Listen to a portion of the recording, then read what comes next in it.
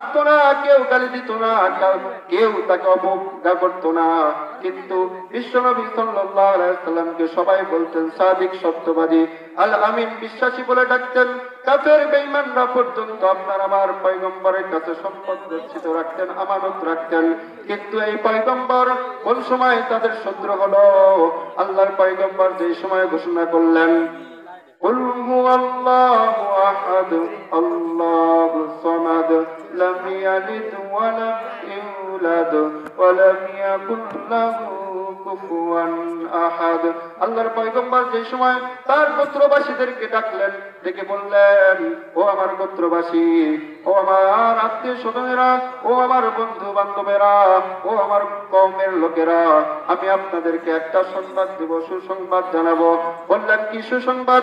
আল্লাহর পয়গম্বর বললেন, আল্লাহ রাব্বুল আলামিন আমাকে দুনিয়ার জমিনে রাসূল হিসেবে তোমাদের কাছে পাঠিয়েছে।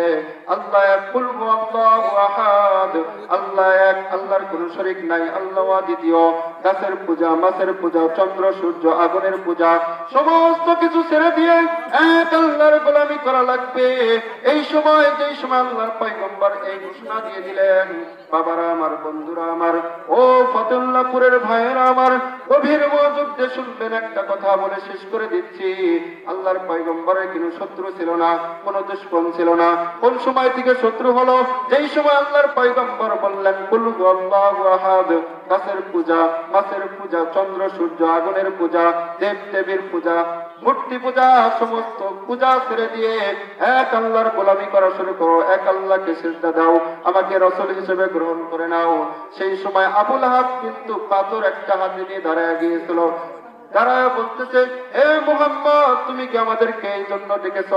তুমি ধ্বংস হয়ে যাও, তুমি বরবাদ হয়ে যাও, তুমি এখান থেকে চলে যাও। এই কথা বলার সাথে সাথে আল্লাহ রাব্বুল আলামিন কিন্তু দেরি করে নাই। আল্লাহ আসমান থেকে সাথে সাথে কুরআনুল কারীমের মধ্যে লাহাব সূরা নাযিল করে দিয়ে বললেন, তাব্বাত ইয়াদা আবি লাহাবিন ওয়া তাব, মা আগনা আনহু মালুহু ওয়া মা কাসাব, সায়াসলা নারুন যাতা লাহাবিন ওয়া ইমরাআতু হাম্মালাতাল হাতাব, ফি জিদিহা হাবলুম মিন মাসাদ। আল্লাহ রাব্বুল আলামিন জানিয়ে দিলেন, এ আবু লাহাবের বংশধর আবু লাহাব, তুই ধ্বংস হবি, তোর স্ত্রী পুত্র ধ্বংস হোক, তোর হাত ধ্বংস হোক, তোর সম্পদ ধ্বংস হয়ে যাক, তোর সব কিছু ধ্বংস হয়ে যাবে। আমার নবীর কোনো ক্ষতি হবে না, আমার পয়গম্বরের কোনো ক্ষতি আমি সহ্য করব না। আমার পয়গম্বরকে যারা ছোট করতে চায়, খাটো করতে চায়, আমি আল্লাহ রাব্বুল আলামিন সাথে সাথে আসমান থেকে প্রতিবাদ জানাই। জোরে বলুন সুবহানাল্লাহ।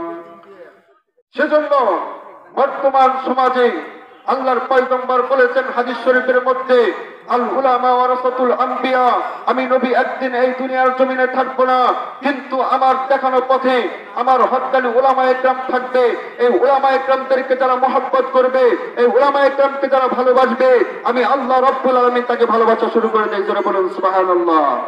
সেই জন্য নবীর বিরুদ্ধে যারা কথা বলেছিলেন, এই জামানেও, বর্তমান জামানেও আবু লাহাব, আবু জাহেল, উতবা সাহেবের গোষ্ঠীরা এগুলো পায়তারা চালাচ্ছে, কোরআনের বিরুদ্ধে কথা বলতেছে, নবীর আদর্শের বিরুদ্ধে কথা বলে, নবীর চরিত্র নিয়ে কথা বলে। বাংলার জমিনে দাঁড়াইয়া ৯৫% মুসলমানের দেশে এখন পর্যন্ত নাস্তিক বেঈমানরা আযানের আওয়াজকে বেশ্যার আওয়াজ বলা হয়।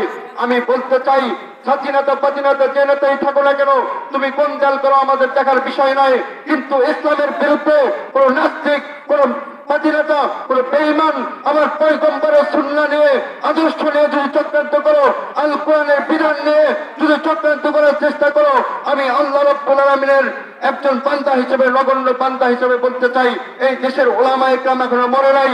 এই দেশের উলামায়ে কেরাম হাফিজ চৌধুরীর মতো, আল্লামা শফিক কাসিমের মতো, আল্লামা জুনায়েদ বাবুনগরীর মতো, আল্লামা মামুনুল হকের মতো গর্জে উঠবে। বেদিন বেঈমানদের এই বাংলার জমিনে ঠাঁই হবে না। জোরে বলেন ঠিক কিনা? সেই জন্য আমি বলতে চাই, পরিশেষে যারা কোরআনের বিরোধিতা করতেছ, এখনো আল্লাহর কোরআনের ছায়াতলে আসো, নবীজির সুন্নাহ মোতাবেক জীবনযাপন করা শুরু করে দাও। যুবক ভাইয়ের, আমি আপনাদের কাছে একটা সংবাদ জানাইতে চাই, এই বাংলার জমিনে আমাদের পার্শ্ববর্তী দেশ ভারত, ইন্ডিয়া আমরা যাকে বলা হয়, এই দেশ কিন্তু আপনার আমার বন্ধু না। এই দেশটায় মুসলমানদেরকে উলঙ্গ অর্থ উলঙ্গ করে রাস্তায় ছেড়ে দিতে এই দেশটায়, এই ভারত ইন্ডিয়া দেশটায় মোদীর দালালেরা চায় আমার এই বাংলাদেশকে দখল করতে ধরে, বলুন ঠিক কিনা? সেই জন্য যারা ভারতের দালাল আছেন, আমাদের যে সরকার ছিলেন প্রধানমন্ত্রী শেখ হাসিনা, এই শেখ হাসিনা সরকার কিনা আপনারা আমার বন্ধুরা, আমরা এখনো চিন্তা ভাবনা করতেছি যে আপনারা আমার শেখ হাসিনা, আপনারা আমার বন্ধু ছিলেন, দেশের উন্নয়ন করেছে, না না কঠিন কালেও নয়, হাজার হাজার কোটি টাকা আপনারা আমার ট্যাক্সের পয়সা, আপনারা আমার রক্তের ঘামের টাকা দিয়ে শেখ হাসিনা বাংলার জমি থেকে পালিয়েছে বলে, বলুন ঠিক কিনা? এখনো সে বলে আমি চুপ করে বাংলাদেশে ঢুকে পড়বো। আল্লাহর কসম করে বলতেছি, ইসলামের এই বাংলার মুসলমান একবার যে শেখ হাসিনাকে, ইসলাম বিরোধী একজন সরকারকে পতন ঘটিয়েছে, বাংলার মুসলমান আর সহ্য করবে না। কোন বেদিন বেঈমান ইসলাম বিরোধী মোদীর দালাল বাংলার জমিন আগমন করতে পারবে না, বলুন ঠিক কিনা? আল্লাহ রাব্বুল আলামিন আমাদের সকলকে বোঝার তৌফিক দান করুক। যেখানে যে সময় দেখবেন ইসলামের বিরুদ্ধে কোন ষড়যন্ত্র চলতেছে, আপনি আমি যদি মুমিন মুসলমান হয়ে থাকি, অবশ্যই অবশ্যই প্রতিবাদ জানাইতে হবে। তা না হলে আল্লাহ রাব্বুল আলামিনের আয়াতের বিরুদ্ধে চলে যাওয়া লাগবে। আল্লাহ রাব্বুল আলামিন বলেন, কুল ইন কুনতুম তুহিব্বুনাল্লাহ ফাত্তাবিউনি